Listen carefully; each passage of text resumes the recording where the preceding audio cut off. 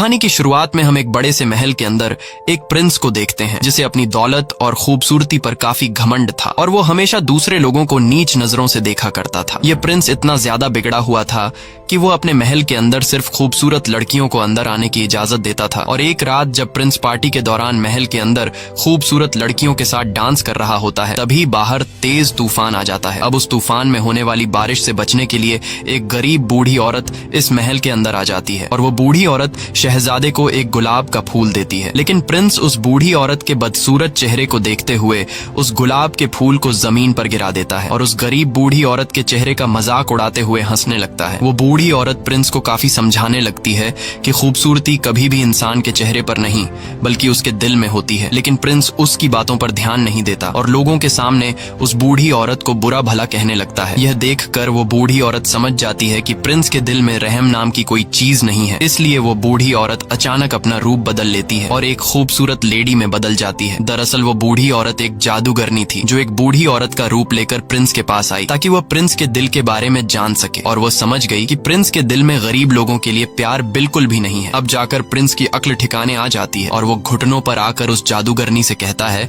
कि मुझे माफ कर दो। लेकिन अब जादूगरनी प्रिंस को कहाँ माफ करने वाली थी, क्योंकि कुछ देर पहले जब जादूगरनी ने प्रिंस से रिक्वेस्ट की कि प्लीज ये गुलाब का फूल एक्सेप्ट कर लीजिए, तब प्रिंस ने जादूगरनी के चेहरे का मजाक उड़ाते हुए उसके फूल को ठुकरा दिया था। इसीलिए अब वो जादूगरनी गुस्से में आकर अपने जादू से प्रिंस को जानवर यानी बीस्ट बना देती है। साथ ही प्रिंस को जितने भी लोग जानते थे वो जादूगरनी उन लोगों के दिमाग से प्रिंस को भुला देती है। यहाँ पर हमें ये पता चलता है कि उस जादूगरनी ने प्रिंस को जो फूल दी थी वह कोई आम फूल नहीं था बल्कि वह एक जादुई फूल था और उस फूल को एक्सेप्ट न करने पर जादूगरनी ने प्रिंस को श्राप दे दिया जिससे वह एक जानवर में बदल गया।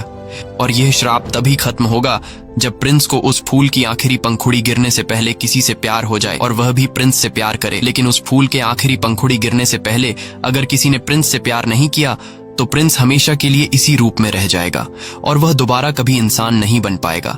अब काफी साल गुजर जाते हैं लेकिन उस महल में कोई भी अपना कदम नहीं रखता क्योंकि उस जादूगरनी ने लोगों के दिमाग से प्रिंस और महल को भुला दिया था। अब यहाँ सीन शिफ्ट होता है उस महल के पास वाले गांव पर जहाँ हम एक लड़की को देखते हैं जिसका नाम बेल है। बेल को किताबें पढ़ना काफी पसंद है और आज भी वह एक नया किताब खरीदने के लिए जा रही है। बेल के फादर एक डिजाइनर हैं और वह अपनी बेटी बेल से काफी ज्यादा प्यार करता है। इसी गांव में गैस्टोन नाम का लड़का भी रहता है।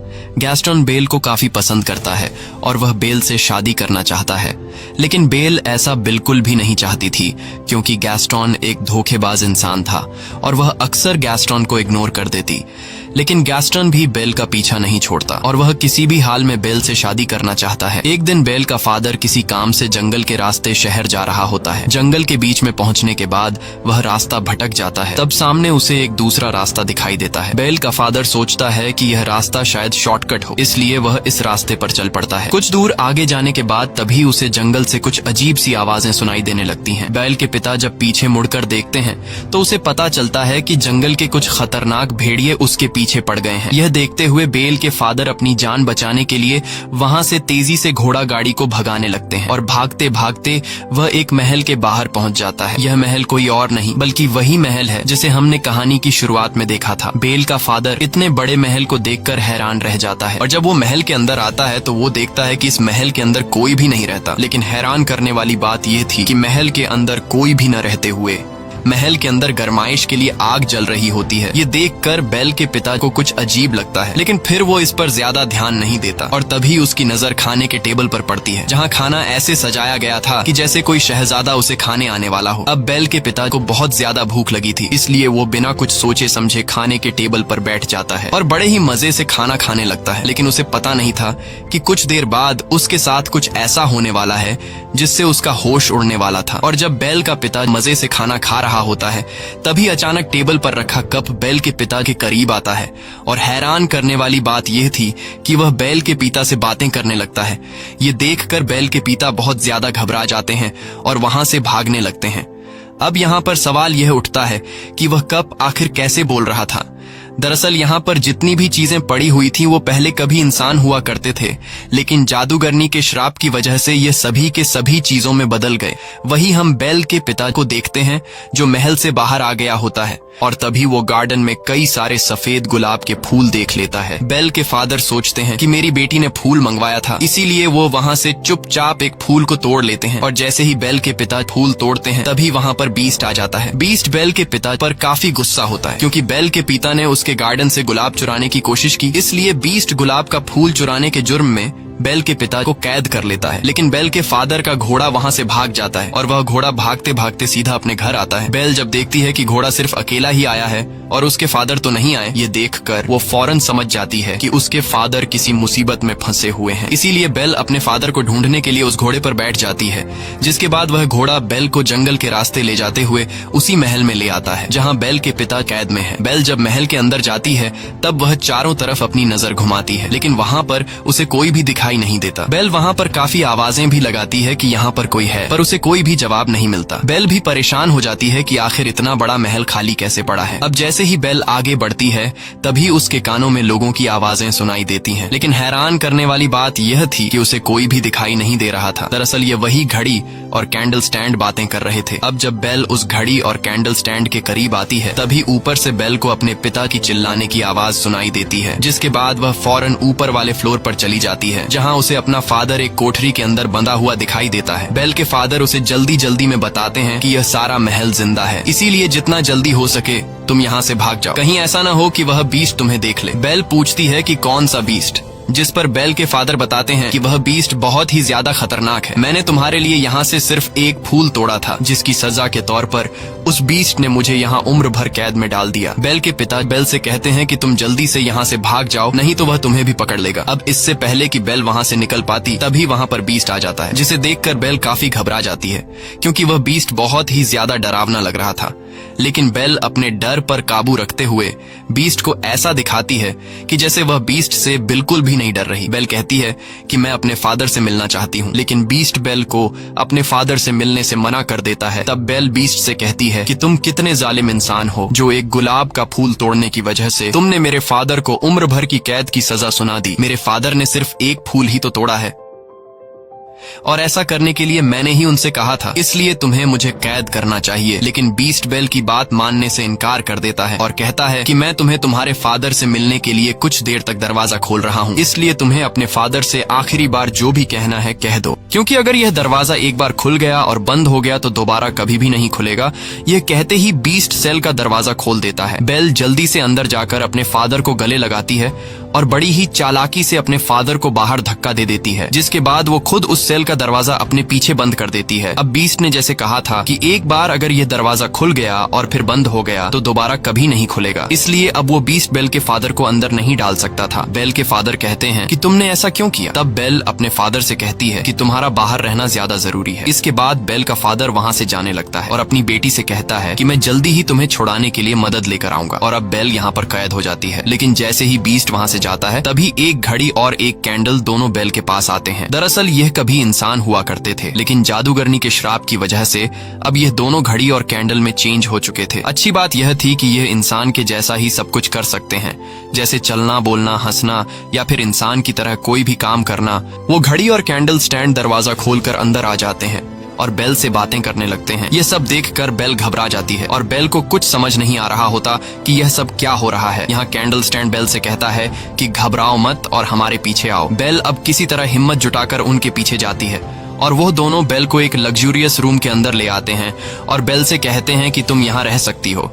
लेकिन जब इस बात की खबर बीस्ट को लगती है तब उसे काफी गुस्सा आता है, इसीलिए वह घड़ी और कैंडल स्टैंड को काफी डांटने लगता है। लेकिन वो दोनों कहते हैं कि शायद यही लड़की है जो हमें उस श्राप से आजाद करवाएगी। इसलिए वो कैंडल स्टैंड और घड़ी बीस्ट से कहते हैं कि तुम्हें उस लड़की के करीब जाकर उसे इम्प्रेस करना चाहिए। वो बीस्ट से कहते हैं कि जाओ और इस लड़की से बातें करो, उसे खाने के लिए इन्वाइट करो और उसे अपने प्यार के जाल में फंसा लो। ये सब सुनकर बीस्ट गुस्सा हो जाता है और कहता है कि क्या तुम दोनों पागल हो चुके हो? मैं इतना गिर चुका हूँ कि अब मैं एक चोर की बेटी को खाने के लिए इनवाइट करूं और उसके साथ बैठकर खाना खाऊंगा। बीस्ट कहता है कि ऐसा कभी भी नहीं हो सकता। लेकिन जब सारे लोग उसे कहते हैं कि तुम्हें इस लड़की को खाने पर इनवाइट करना होगा तब वह मान जाता है, क्योंकि इस महल के अंदर जितने भी लोग कैंडल चेयर, घड़ी और चीजें बने हैं उसका जिम्मेदार सिर्फ और सिर्फ बीस्ट है।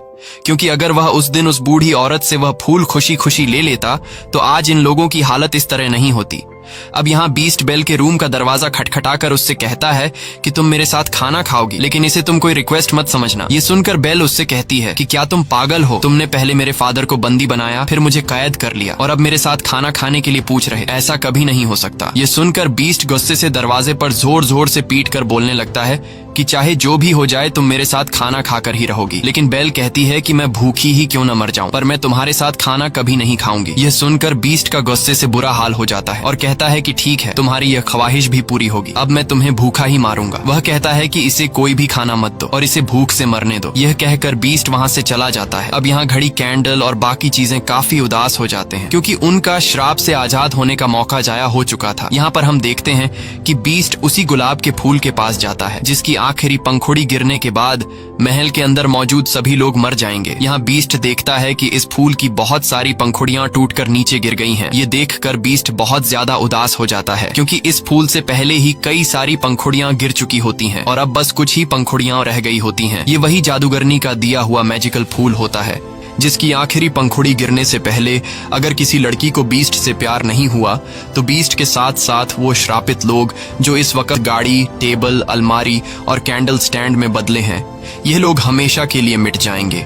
वहीं दूसरी तरफ हम देखते हैं कि बेल का फादर वापस अपने गांव आ चुका है। वो सभी लोगों से कहने लगते हैं कि मेरी बेटी की जान खतरे में है। जंगल के पास एक महल है जहां पर एक बीस्ट रहता है और उसी बीस्ट ने मेरी बेटी को कैद करके रखा है। ये सब सुनकर वहां पर मौजूद सभी लोग बेल के पिता पर हंसने लगते हैं और उसकी बात पर कोई भी यकीन नहीं करता। लेकिन गैस्टन, जो कि बेल से शादी करना चाहता था, इसीलिए वो बेल के फादर को इम्प्रेस करने के लिए कहता है कि मैं तुम्हारी बातों पर यकीन करता हूँ, मैं तुम्हारे साथ जाऊंगा तुम्हारी बेटी को बचाने के लिए। जिसके बाद गैस्टन और उसका एक साथी बेल के फादर के साथ जंगल के रास्ते से होते हुए बेल के पास जाने लगते हैं। अब रात के अंधेरे में बेल का फादर जिस रास्ते से महल तक पहुंचा था, वो रास्ता अब बेल का फादर भूल चुका होता है और उसे वो रास्ता नहीं मिल रहा होता। ये देखकर गैस्टन को काफी गुस्सा आता है और वो बेल के फादर से कहता है कि तुम्हारा दिमाग खराब हो गया है, यहाँ कोई भी बीस्ट नहीं रहता, तुमने फिजूल में मेरा टाइम जाया किया। साथ ही साथ गैस्टन बेल के फादर से यह भी कह देता है कि मैं तुम्हारी बेटी से प्यार करता हूँ और मैं तुम्हारी बेटी से शादी करना चाहता हूँ। लेकिन बेल के फादर उससे कहते हैं कि मेरे जिंदा रहते हुए ऐसा कभी नहीं हो सकता। इस बात पर गैस्टन को काफी गुस्सा आता है और वो बेल के फादर को पंच मारकर नीचे गिरा देता है। इसके बाद वो बेल के पिता को एक पेड़ के साथ बांध देता है और उसे वहीं मरने के लिए छोड़कर वहां से चला जाता है ताकि भेड़िए इसे मार दें, क्योंकि यह भेड़ियों का इलाका था। लेकिन ऐसा कुछ नहीं होता और अगली सुबह हम देखते हैं कि बेल के पिता के पास एक लेडी आती है जिसका नाम अगता था। अगता को गांव से निकाल दिया गया था। यहाँ अगता जब बेल के फादर को बंधा हुआ पाती है तब वो बेल के फादर को छुड़ाकर उसकी जान बचा लेती है। वहीं दूसरी तरफ हम महल में बेल को देखते हैं जिसके पास चाय का कप मिलने आता है और बेल से कहता है कि बीस्ट कोई बुरा इंसान नहीं है, बल्कि वो दिल का बहुत ही अच्छा है। इसके बाद वो सभी चीजें बेल को अपने साथ एक दूसरे रूम में ले जाते हैं जहाँ वो बेल को खाना खिलाते हैं।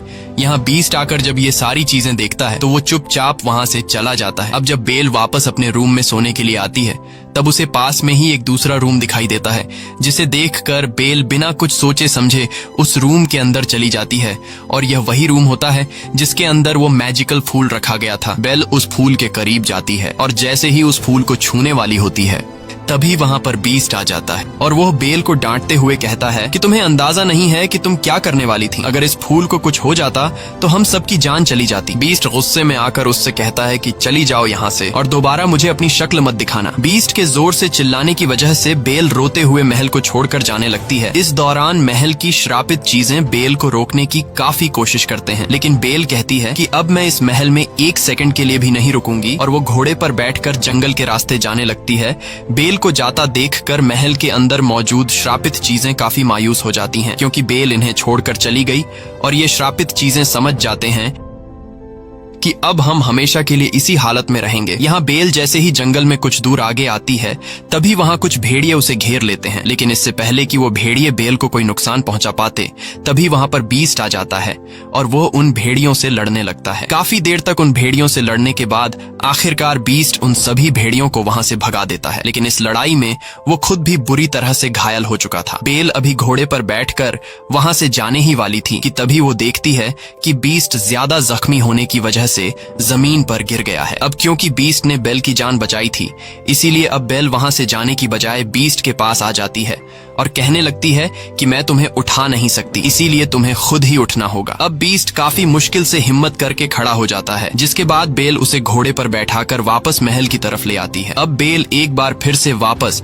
उसी महल में आ चुकी थी। महल में मौजूद सभी श्रापित चीजें बेल को दोबारा से देखकर काफी खुश हो जाती हैं, क्योंकि वो सभी चाहते थे कि बेल यहीं हमारे साथ रहे और बेल और बीस्ट को एक दूसरे से प्यार हो जाए, जिसकी वजह से श्राप का असर खत्म हो जाएगा और सब कुछ पहले की तरह वापस नॉर्मल हो जाएगा। यहाँ वो चीजें बेल को अपनी पूरी स्टोरी बता देते हैं कि उस फूल की आखिरी पंखुड़ी गिरने के बाद हम सभी मारे जाएंगे। लेकिन ये चीजें बेल को पूरी बात नहीं बताते कि उस फूल की आखिरी पंखुड़ी गिरने से पहले तुम दोनों को एक दूसरे से प्यार हो जाना चाहिए, क्योंकि अगर ये चीजें बेल को पूरी सच्चाई बता देते तो बेल समझ जाती कि ये लोग मुझे जबरदस्ती बीस्ट के प्यार में धकेलना चाह रहे हैं। और ये सब पता चलने के बाद बेल को बीस्ट से असली वाला प्यार कभी नहीं हो पाएगा। यहाँ हम देखते हैं कि बेल बीस्ट के पास जाती है और वह बीस्ट के जख्मों पर मरहम पट्टी करने लगती है। साथ ही वो बीस्ट के जख्मों पर मरहम लगाते हुए बीस्ट को कुछ शेर सुनाती है, क्योंकि बेल को शेर और शायरी और बुक्स पढ़ने में काफी इंटरेस्ट था। लेकिन जब बेल शेर पढ़ती है तब बीस्ट उस शेर के आगे का हिस्सा खुद कंप्लीट कर देता है। यह देखकर बेल काफी हैरान हो जाती है और बीस्ट से पूछती है कि क्या तुम भी पोएट्री पढ़ते रहते हो? तब बीस्ट कहता है कि मैं लव स्टोरी, प्यार, मोहब्बत, इन सब के बारे में पोएट्री नहीं पढ़ता, लेकिन मैंने बहुत तालीम हासिल की है। ये सुनकर बेल समझ जाती है कि बीस्ट काफी पढ़ा लिखा है, इसीलिए वो हर एक पोएट्री के बारे में जानता है। बीस्ट की ये बातें सुनकर बेल कहती है कि मुझे तो प्यार मोहब्बत की बातें और कहानियां काफी पसंद हैं, जिस पर बीस्ट कहता है कि वो तो तुम्हारी शक्ल से पता चल रहा है कि तुम्हें किताबें पढ़ना कितना पसंद है, लेकिन अगर तुम पढ़ना ही चाहती हो तो कुछ अच्छा पढ़ो। इसके बाद बीस्ट बेल को अपनी लाइब्रेरी में लेकर जाता है, जो कि काफी बड़ी थी। वहां पर काफी सारे बुक्स थे। बेल इतने सारे बुक्स को देखकर एकदम शॉक रह जाती है और काफी खुश भी हो जाती है, क्योंकि गांव में पढ़ने के लिए उसे कोई भी बुक नहीं मिलती थी, लेकिन यहाँ तो किताबों की अलमारियां भरी पड़ी हैं। यहाँ बीस्ट बेल से कहता है कि अगर तुम चाहती हो तो तुम हमारे साथ रह सकती हो, और अगर तुम्हें मेरी बुक्स की लाइब्रेरी पसंद आई है तो आज से ये लाइब्रेरी तुम्हारी। ये सुनकर बेल काफी ज्यादा खुश होती है और फिर वक्त के साथ इन दोनों की दोस्ती गहरी होने लगती है। ये दोनों एक दूसरे के साथ टाइम स्पेंड करने लगते हैं और एक साथ खाना खाने लगते हैं। अब इन दोनों को एक साथ रहना काफी अच्छा लग रहा था। यहाँ बीस्ट बेल को खुश रखने के लिए गाना गाकर सुनाता है, जिसे सुनकर बेल को काफी अच्छा लगता है। यहाँ घर की श्रापित चीजें इन दोनों को एक साथ देखकर काफी खुश होते हैं और समझ जाते हैं कि यह दोनों अब एक दूसरे को पसंद करने लगे हैं। एक दिन कैंडल स्टैंड बीस्ट से कहने लगता है कि तुम्हें अब बेल से अपने प्यार का इजहार कर देना चाहिए, क्योंकि वो भी तुम्हें पसंद करने लगी है। लेकिन बीस्ट कहता है कि वो कभी भी मुझसे प्यार नहीं करेगी, क्योंकि मैं एक जानवर हूँ। लेकिन कैंडल स्टैंड बीस्ट से कहता है कि ऐसा कुछ भी नहीं है, तुम एक बार ट्राई तो करो। यहाँ बीस्ट के सारे साथी यानी वो सारी चीजें बीस्ट से बेल को आई लव यू बोलने के लिए बार बार कहते हैं। जब बीस्ट बेल से अपने प्यार का इजहार करने के लिए रेडी हो जाता है, तब ये श्रापित चीजें पहले बीस्ट को तैयार करते हैं और बीस्ट से एक सुंदर प्रिंस बना लेते हैं। वहीं दूसरी तरफ ये लोग बेल को भी एक रानी की तरह तैयार कर लेते हैं। बेल को डांस करना काफी पसंद था, इसीलिए वो दोनों डांस करने लगते हैं। वहीं दूसरी तरफ हम देखते हैं कि बेल के फादर वापस अपने गांव में आ चुके थे। वो सभी को बताते हैं कि गैस्टन ने मुझे जंगल में बांधकर छोड़ दिया था ताकि जंगल के खूंखार भेड़िए आकर मुझे खा लें। लेकिन गैस्टन ये सब मानने से इनकार कर देता है और कहता है कि यह बूढ़ा झूठ कह रहा है। यहाँ बेल के फादर के साथ अगता भी होती है, जिसने बेल के फादर की जान बचाई थी, और यहाँ अगता भी बेल के फादर के हक में गवाही देते हुए लोगों को सारी सच्चाई बता देती है कि गैस्टन ने बेल के फादर को जंगल में बांधकर उसे भेड़ियों का खाना बनने के लिए छोड़ दिया था। लेकिन गैस्टन अपने किए से बिल्कुल मुकर जाता है और कहने लगता है कि यह लड़की झूठ बोल रही है। साथ ही वो कहता है कि अगता की गवाही कोई मायने नहीं रखती, क्योंकि इसे तो पहले से ही गांव से निकाल दिया गया है। अब यहाँ पर गैस्टन का साथी भी झूठ बोल देता है और कहता है कि गैस्टन जो भी कह रहा है वो सच कह रहा है। अब एक बंदे की गवाही को सुनते हुए सभी गाँव वाले गैस्टन की बातों पर यकीन कर लेते हैं और सभी लोग यह समझने लगते हैं कि बेल के फादर की दिमागी हालत बिगड़ चुकी है और उसके ऊपर कोई शैतानी साया है, इसीलिए वो उल्टी सीधी हरकतें कर रहा है। अब यहाँ गांव के लोगों को लगता है कि अगर यूं ही बेल के फादर को खुला आजाद छोड़ दिया गया तो वो हमारे लिए खतरा बन सकता है, इसीलिए ये सभी बेल के फादर को पकड़ लेते हैं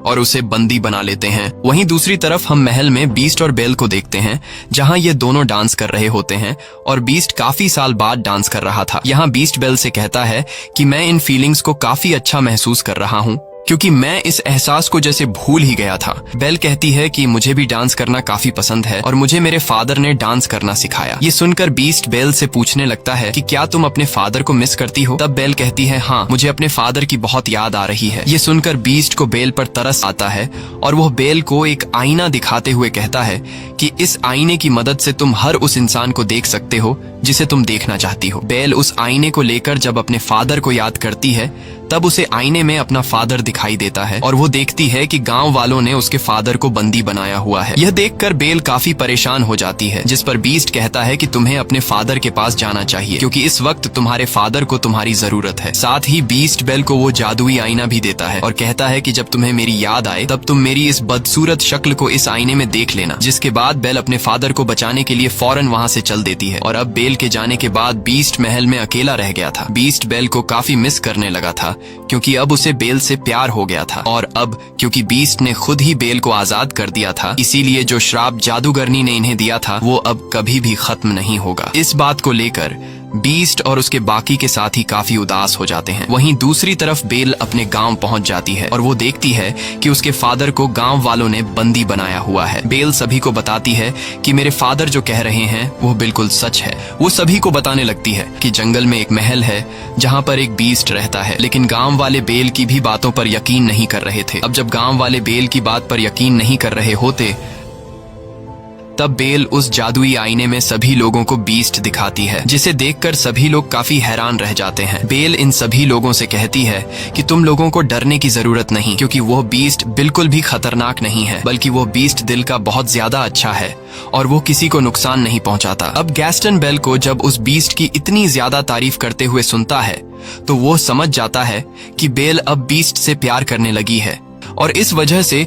गैस्टन जेलस फील करता है। इसीलिए वो सभी गांव वालों को भड़काने की कोशिश करता है कि उस बीस्ट ने बेल पर ब्लैक मैजिक कर दिया है, जिस वजह से वो भी अपने फादर की तरह बातें करने लगी है। इसके बाद गैस्टन गांव वालों से कहता है कि बेल पर ब्लैक मैजिक होने की वजह से वो हमें नुकसान पहुंचा सकती है, इसीलिए बेल को भी उसके फादर के साथ बांध दो। जिसके बाद गांव के लोग बेल को उसके फादर के साथ बांध देते हैं। यहाँ गैस्टन गांव के सभी लोगों को उकसाता है कि हम सभी को मिलकर उस महल में जाना चाहिए और उस बीस्ट को जान से मार डालेंगे। अगर वो नहीं मरा तो वो हमारे गांव आकर हम सभी को मार डालेगा। यहाँ गांव वाले उसकी बातों में आ जाते हैं और पूरा गांव बीस्ट को मारने के लिए महल की तरफ चल पड़ता है। दरअसल गैस्टन बीस्ट को मारने के लिए गांव वालों को इसलिए उकसाता है क्योंकि वह बीस्ट को मारकर उसके महल पर कब्जा करना चाहता था और खुद को उस महल का प्रिंस बनाना चाहता था। यहाँ हम देखते हैं कि बेल भी किसी तरह करके खुद को छुड़ा लेती है और वह भी महल की तरफ निकल पड़ती है। वहीं गांव के लोग बीस्ट को मारने के लिए महल तक पहुंच जाते हैं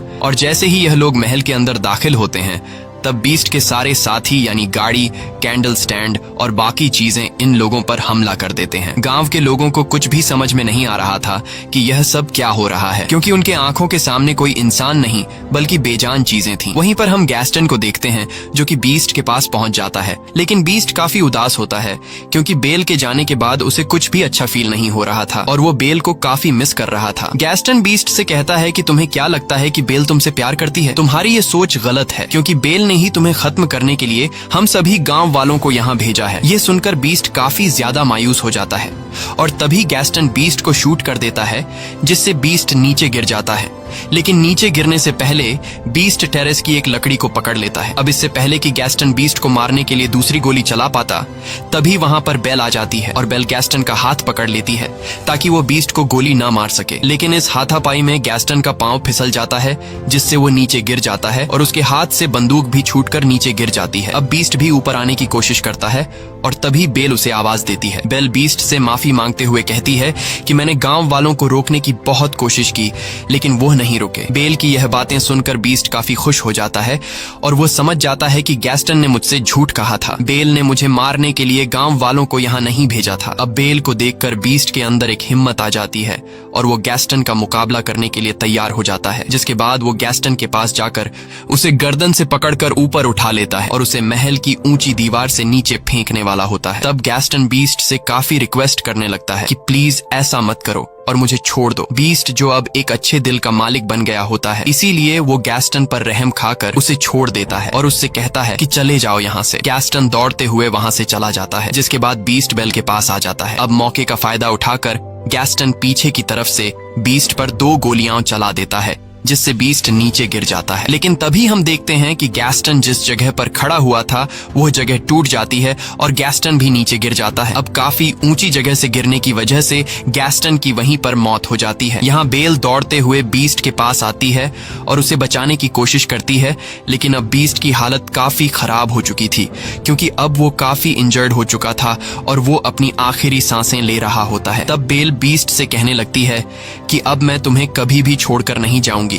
लेकिन बीस्ट कहता है कि अब मेरा जाने का वक्त आ चुका है। ये सुनकर बेल कहती है कि ऐसा कुछ नहीं होगा, सब कुछ नॉर्मल हो जाएगा। और तभी हम देखते हैं कि उस गुलाब के फूल की आखिरी पंखुड़ी भी नीचे गिर जाती है। जैसे ही पंखुड़ी नीचे गिरती है, बीस्ट बिल्कुल खामोश हो जाता है और पैलेस के अंदर जो चीजें थीं अब वो सभी की सभी बेजान हो जाती हैं। बीस्ट को मरता हुआ देखकर बेल को काफी दुख होता है और वो रोने लगती है। यहाँ बेल बीस्ट से अपने प्यार का इजहार कर देती है और वो बीस्ट से कहती है कि मैं तुमसे बहुत प्यार करती हूँ। ये कहकर बेल बीस्ट को किस कर लेती है और तभी वहाँ पर अगता भी आ जाती है। अगता वो लेडी है जिसे गांव से निकाल दिया गया था। और यहाँ आता है कहानी में सबसे बड़ा ट्विस्ट, क्योंकि हमें पता चलता है कि अगता कोई आम लेडी नहीं बल्कि वही जादूगरनी है जिसने बीस्ट को श्राप दिया था। यहाँ वो देखती है कि बीस्ट को किसी से प्यार हो गया है और वो लड़की भी अब बीस्ट से प्यार करती है, यानी कि अब वो श्राप खत्म हो चुका था। और तभी हम देखते हैं कि बीस्ट के चारों तरफ रोशनी चमकने लगती है, जिससे बीस्ट अब एक खूबसूरत प्रिंस में बदल जाता है। ये देखकर बेल काफी खुश हो जाती है